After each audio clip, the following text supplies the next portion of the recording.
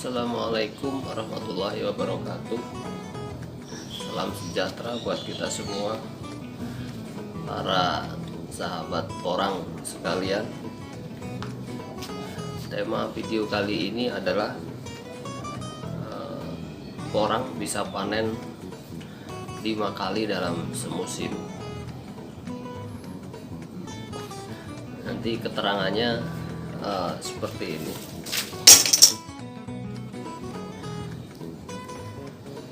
Belajar dari pengalaman saya pribadi, jadi nanam porang itu saya pikir suatu yang gampang, karena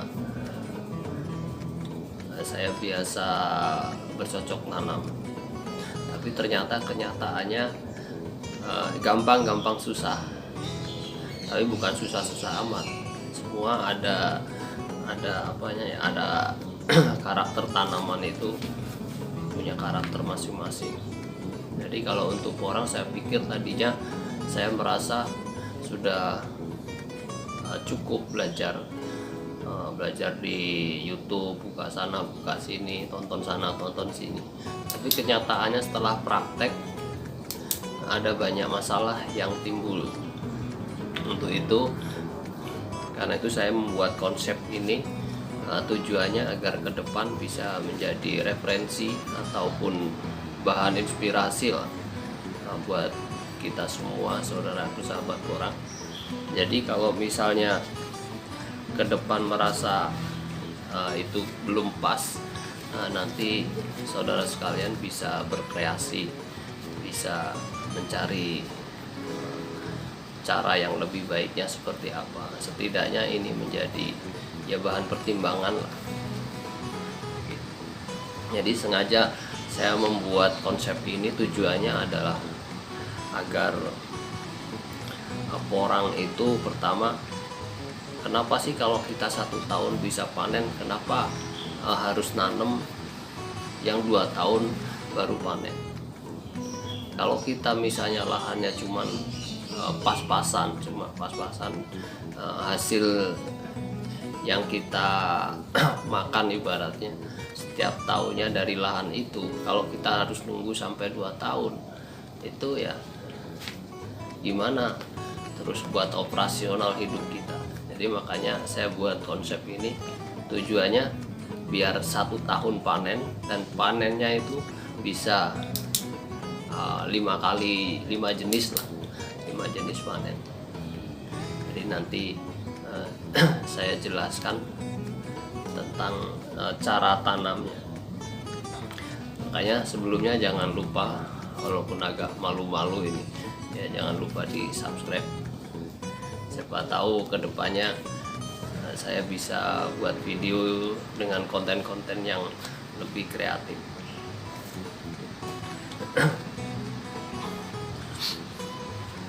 Jadi konsep ini saya buat itu terutama dikhususkan buat daerah yang DPL-nya itu rendah, yaitu yang di bawah 600 lah, di bawah 600 meter dari permukaan laut. Soalnya kalau yang di atas 600 DPL-nya itu kita nggak pakai naungan, nggak masalah. Ini yang konsep ini saya buat kan khusus untuk daerah yang DPL-nya rendah, karena ternyata porang itu memang butuh naungan. Dan itu saya buat gimana caranya naungan itu bisa juga efektif dan menghasilkan. Jadi tujuannya itu. Di samping itu cara pengerjaannya banyak keuntungan dari cara tanam dengan sistem tumpang sari. Jadi saya rencanakan tumpang sari dengan singkong.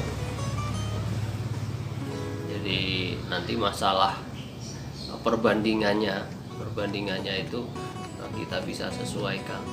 Kalau saya cenderung misalnya ini dibuat gulutan itu 1 gulutan singkong, 2 gulutan porang, 1 gulutan singkong, itu berarti 1 2 1 2.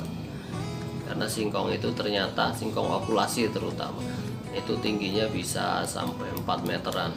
Jadi kalau untuk naungi, untuk buat naungan orang itu cukup efektif.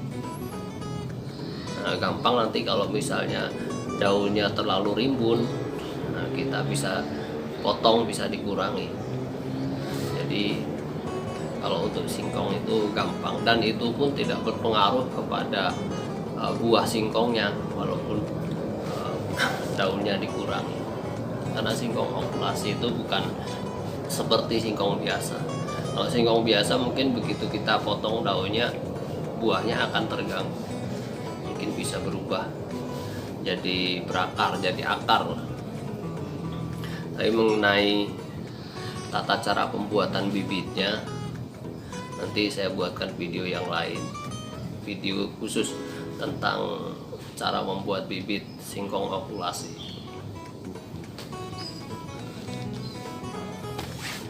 Kalau misalnya mau membuat bibitnya itu mungkin agak merasa sulit, nah nanti bisa konsultasi ke saya, nanti bisa saya buatkan bibitnya untuk bibit singkong okulasinya.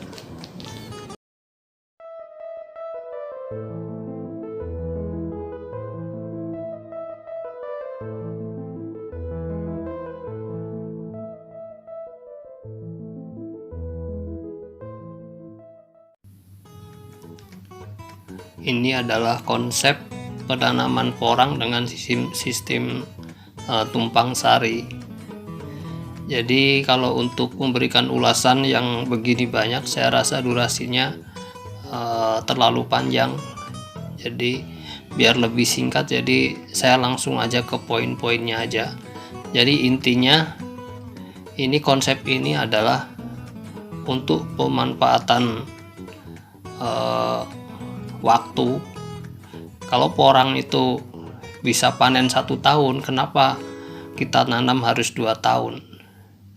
Jadi alasannya pertama gini, kita gunakan yang semua orang tahu bahwa bibit dengan umbi besar dia itu 1 tahun panen. Jadi kita nanamnya itu umbi yang siap panen dalam 1 tahun, yaitu umbi besar. Jadi posisinya di gulutan ini adalah jaraknya 0,5 meter jarak tanamnya. Ini tanda X, ini tanda kali, ini berarti bibit umbi besar. Sedangkan yang biru, ya lingkaran biru ini bibit kata atau umbi kecil. Ini yang di polybag. Jadi secara keseluruhan, jadi singkong ini membantu menaungi porang yang di bawahnya. Tapi singkong sendiri tidak terganggu dengan keberadaan porang yang di bawahnya, karena singkong ini di bawahnya kita tanami bibit kata atau umbi kecil yang di dalam polybag. Jadi maksudnya di polybag ini apa? Jadi begini, ini porang yang kita maksudkan untuk dipanen dalam 1 tahun itu kan porang yang umbi besar, yang tanda X ini jaraknya 0,5 meter. Sedangkan di tengah-tengahnya 0,5 meter persegi ini, di tengahnya ini kita taruh 1 polybag yang tujuannya itu untuk pengganti tahun depannya kalau misalnya si bibit porang besar ini sudah panen. Nah, bibit dari yang di polybag ini itu sudah siap untuk bibit di tahun berikutnya. Jadi arahnya itu ke sana. Makanya saya bilang panennya itu lumintu atau berterusan setiap tahun panen, karena pengganti dari penanaman di tahun berikutnya itu juga nantinya bibit yang dari polybag ini sudah menjadi bibit umbi besar setelah 1 musim. Makanya setiap tahun kita bisa panen.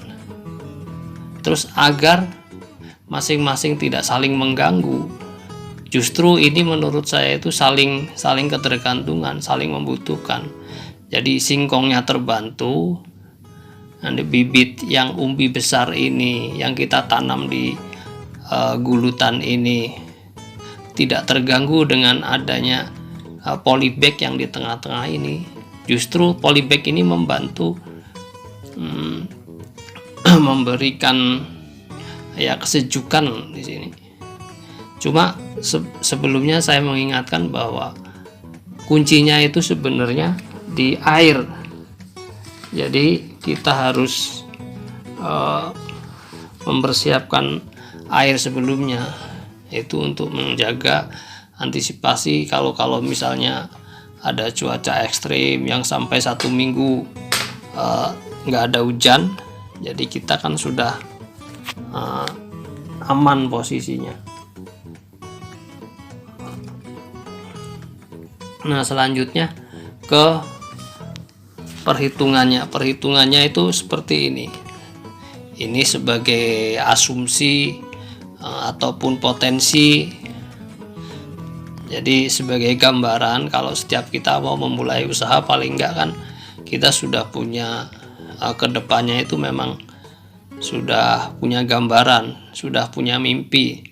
Nah, maksud saya begitu. Jadi ini adalah asumsi, dan potensinya juga bisa lebih, bisa berkurang. Artinya kalau kita penanamannya dengan olah tanah dan segalanya maksimal, kemungkinan estimasi ini bisa lebih, karena potensinya juga bisa lebih. Jadi kalau misalnya segalanya minim, mungkin ya potensinya bisa berkurang. Nah, jadi saya jelaskan langsung aja ini. Jadi asumsi lahan 1 hektar, terus jumlah gulutan dalam 1 hektar itu, ini kalau 1 hektar ini jarak lebar gulutan, kalau jarak tanamnya 0,5 meter, ini ada 3, berarti ada 2 gang, ini 50 berarti 1 meter. Ini di tepinya ini 25 cm, tepinya ini 25 cm, berarti total gulutan ini lebarnya itu 150 cm atau 1,5 meter. Sedangkan gang di gulutan, antar gulutan itu taruhlah kita bikin 30 cm. Jadi total lebar gulutan itu 180 cm. Kalau 180 cm, misalnya 1 hektar itu 100 meter dibagi 1,8, berarti jumlahnya 56 gulutan. 56 gulutan, kalau perbandingannya 1:2, jadi untuk porangnya 36 gulut, untuk singkong okulasinya itu 20 gulut. Jadi totalnya 56 gulut. Nah, analisanya seperti ini. Makanya di awal saya bilang panen bisa 5 kali, 5 jenis itu ini. Jadi yang pertama singkong. Ini singkong okulasi, ini potensinya itu bisa 50 kg per batang. Kalau saya sendiri pernah paling tinggi, paling besar itu 70 kilo. Saya pernah 70 kilo per batang. Cuma karena ini analisa, jadi mungkin kita nggak usah target terlalu tinggi lah. Kita targetnya paling 1 batang itu 30 kg cukup. Jadi singkong ini jarak tanamnya dari sini ke sini itu 1,4. Nah, kalau jaraknya 1,4 meter, kalau 1 hektar 100 meter dibagi 1,4, berarti ada 72 batang. Dalam 1 gulut ini ada 72 batang bibit singkong. Berarti jumlahnya ada 72 batang. 72 batang kali jumlah gulutan dalam per hektar ini Nah, karena perbandingannya 1:2 tadi ada 20 gulut untuk singkong, jadi totalnya 1440 batang. 1440 batang.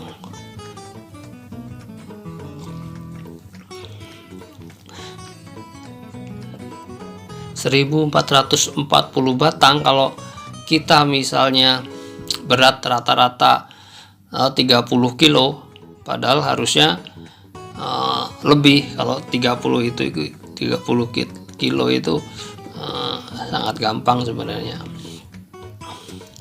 Nah, jadi 30 kilo dikali 1440, jadi 43.200 kilo, berarti 43 ton lebih. Kalau misalnya estimasi harga singkong itu kita hitung sedang itu 1.200 per kilo, berarti jumlah uang kalau diuangkan itu nilainya 51.840.000. Nah, ini panen pertama. Cuma panennya terakhir sebenarnya. Yang panen pertama itu sebenarnya katak atau umbi produksi. Cuma ini angkanya biar enak ngitungnya itu dari pertama yang kita hitung singkongnya dulu. Kemudian panen atau hasil yang kedua itu porang produksi. Porang produksi itu jarak tanamnya itu ini, yang X ini tanda kali ini 50 cm. 50 kali 50 berarti jumlah tiap gulut. Nah, dalam satu gulut itu karena ini ada 3 baris dikali memanjangnya ke sana ada 600 batang, berarti jumlah total karena ini ada 36 gulut. Ada 36 gulut untuk porang, berarti 36 gulut kali 600 bibit, berarti jumlahnya 21.600. 21.600. Kalau misalnya biasalah yang biasa kita dengar orang hitung porang itu rata-rata ngitung satu batang itu 2 kilo. Kalau misalnya berat rata-rata 2 kilo kali jumlah 21.600 berarti totalnya 43.200 kg. Kalau harganya misalnya kita hitung 7.000 aja lah, berarti angkanya itu udah 302.400.000 rupiah. Ini hasil terbesar, ini hasil porang produksi. Kemudian untuk panen yang ketiga yaitu katak. Katak dari hasil porang produksi. Jadi katak yang dihasilkan dari tanda X dari porang produksi ini.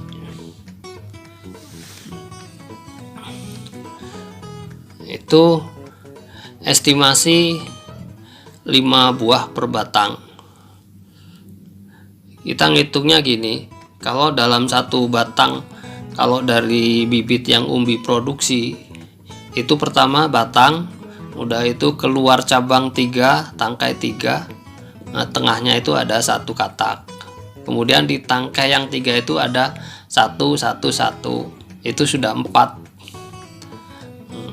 Nanti sebenarnya ada banyak, cuman kita hitung biar sederhana dan yang paling kecil lah. Kita hitung rata-rata misalnya 5 buah katak per batang. Untuk porang produksi ini dari bibit umbi besar, itu jumlah bibitnya itu ada 21.600. Kalau dikali 5 berarti jumlahnya 180.000 katak ini. Kalau misalnya kilo isi 200 katak, jadi dari 100.000 katak itu berarti totalnya kalau dihitung kilogram berarti jadi 540 kilogram. Kalau kita jual dengan harga misalnya 100.000, maka angkanya menjadi 54 juta. Ini panen yang ketiga. Kemudian panen yang keempat. Panen yang keempat ini umbi bibit di polybag.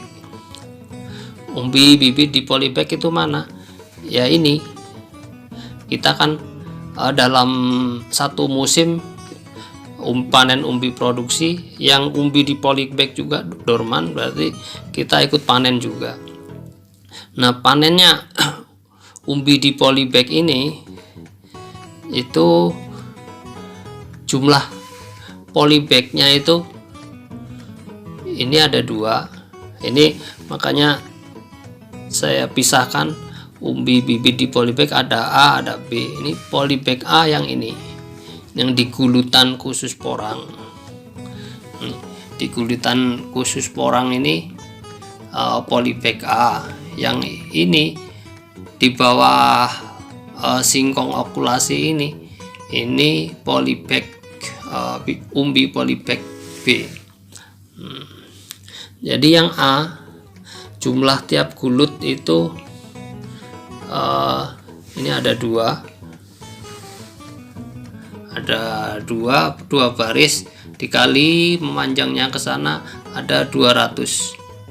Berarti kalau 200 kali 2 berarti ada 400 polybag. Sedangkan jumlah gulutan untuk porang itu ada 36. Berarti 36 kali 400 jumlahnya 14.400 bibit. Nah, kalau 400.400 bibit dikali misalnya, karena ini dari bibit katak posisinya agak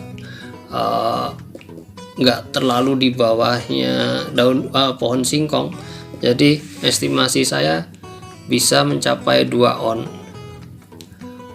0,2 kg dikali 14.400 sama dengan 2.880 kg.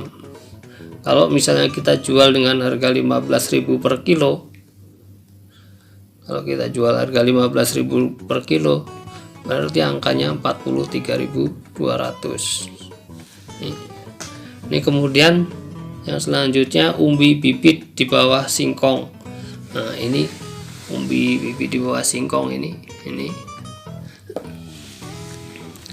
di polybag B.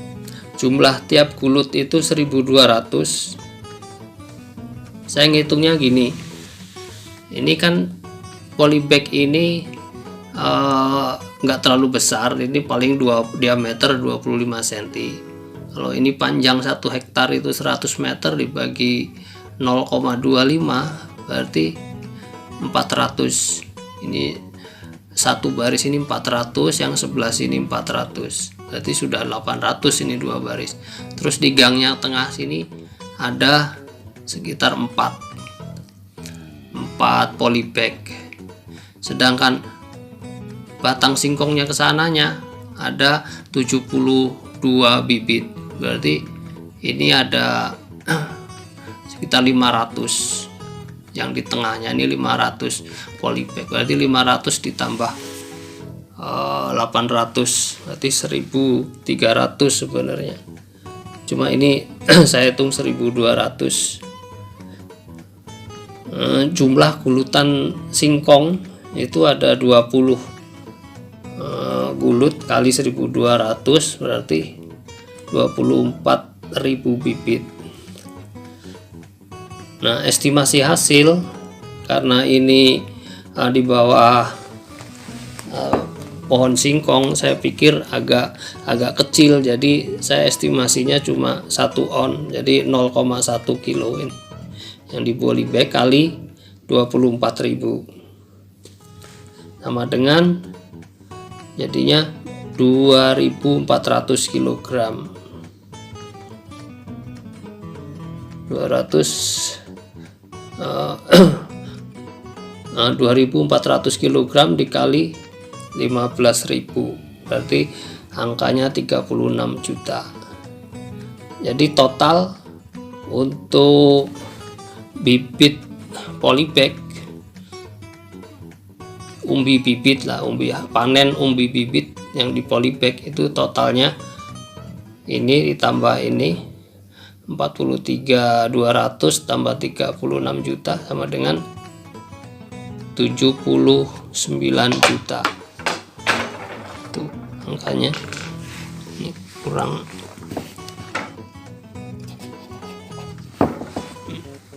Angkanya 79 juta. Ini panen ataupun hasil yang keempat. Kemudian yang kelima itu panen katak di polybag. Ya, jadi katak yang di polybag itu jumlah keseluruhannya. Jadi di sini ini katak di polybag sama di sini sama di sini nih, total polybag 14.400 ditambah 24.000 sama dengan 38.400. Ini total polybag. Estimasi hasil, jadi kita ngitungnya kadang katak bibit itu tumbuh 2-3 tunas, rata-rata satu batang itu paling, kalau bibit dari katak batangnya kecil paling 1 biji. Jadi kalau misalnya kita hitung dua batang satu polybag itu 2 batang yang ada kataknya, berarti kita hitung 2 katak per polybag dikali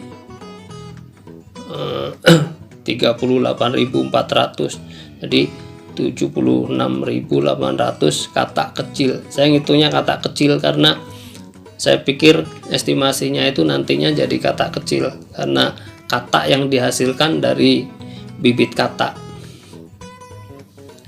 Jadi kalau estimasinya 76.800 dibagi, kalau kita hitung misalnya 1 kilo katak itu isinya 300 biji per kilogram, maka jumlah kilo tonasenya itu 256 kilo.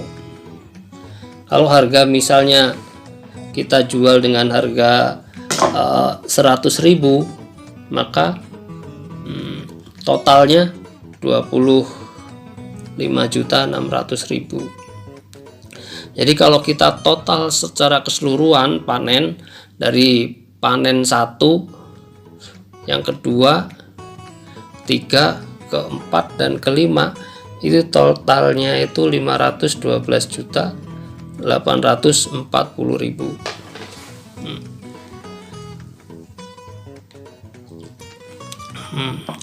Makanya saya pikir dengan pola tanam yang seperti ini, saya berpikir banyak keuntungan.